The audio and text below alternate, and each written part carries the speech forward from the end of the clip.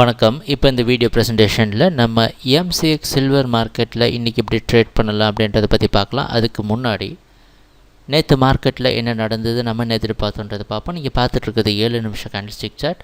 இந்த சின்ன கேண்டில்ஸ்டிக் தான் நேற்று மார்க்கெட்டோட ப்ரைஸ் ஓப்பனிங் 38,200 பக்கமாக சில்வர் மார்க்கெட் ஓப்பன் ஆகிருக்கு. நம்ம என்ன எதிர்பார்த்தோம் அப்படின்னா சில்வர் மார்க்கெட் தொடர்ந்து டவுன் ட்ரெண்டை கண்டினியூ பண்ணணும்னு எதிர்பார்த்தோம். எது வரைக்கும்னா 38,600 வரைக்கும். அந்த அடிப்படையில் ப்ரைஸ் ஓப்பன் ஆனதுக்கப்புறம் பார்த்திங்கன்னா நம்மளோட அடுத்த டார்கெட்டான 38,050 வந்து தொட்டிருக்கு சில்வர் மார்க்கெட். அதுக்கப்புறம் என்ன நடந்ததுன்னு பார்த்தோம்னா தொடர்ந்து 38,200லேருந்து நம்ம டார்கெட்டுக்கும் பெரிய கன்சால்டேஷன் நடந்திருக்கு. இந்த இடத்துலையே கீழே வர முடியாமல் சைடாகவே நடந்துகிட்ருக்கு சில்வர் மார்க்கெட். இறுதியாக அதிலேருந்து ஒரு பிரேக் அவுட் ஆனது ஒரு அதிகமான ப்ரெஷரை க்ரியேட் பண்ணி மார்க்கெட்டில் பார்த்திங்கன்னா 39,000 வரைக்கும் மேலே போயிருக்கு. ஆனால் என்ன அடுத்தது நடந்ததுன்னா அதுக்கு மேலேயும் தைக்க வைக்க முடியாமல், அதுக்கு மேலேயும் நிற்க முடியாமல் சில்வர் மார்க்கெட் மறுபடியும் எங்கேருந்து ஆரம்பித்ததோ அதே இடத்துக்கு திருப்பி வந்து இறுதியாக 38,242 க்ளோஸ் ஆகிருக்கு.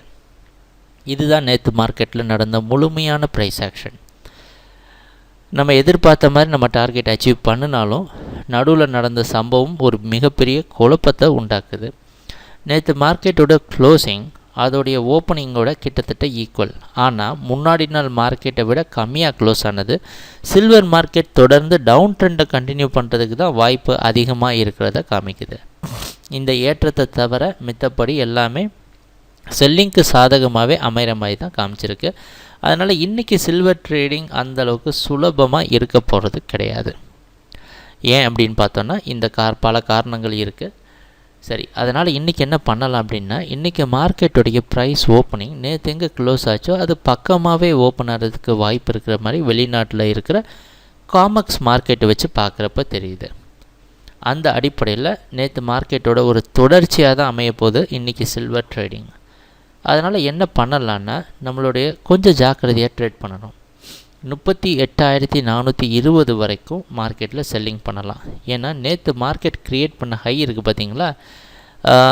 நம்ம எப்போவுமே நம்ம வீடியோ அனாலிசிஸில் கடந்த 3 நாளோட ப்ரைஸ் ஆக்ஷனுக்கு மட்டும் அதிக முக்கியத்துவம் கொடுத்து டே ட்ரேடிங் பண்ணுறதுக்கு என்னென்னலாம் செய்யலாம் அப்படின்றது தான் நம்ம வீடியோ அனாலிசிஸில் பார்க்குறோம். நேற்று மார்க்கெட்டில் க்ரியேட் பண்ண ஹை கடைசி 3-4 நாள் மார்க்கெட்டோடைய ஹையை விட அதிகம்.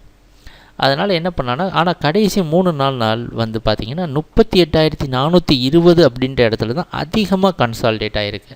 அதனால் முதலாவதாக நம்ம செய்ய வேண்டியது இந்த 38,420க்கு மேலே ஒரு நல்ல ஸ்டாப் லாஸ் வச்சு மார்க்கெட்டோடைய டவுன் ட்ரெண்டை டெஸ்ட் பண்ணணும். ட்ரெண்ட் கண்டினியூ ஆச்சுன்னா 37,760 வரைக்கும் சில்வர் மார்க்கெட் கீழே வரும்.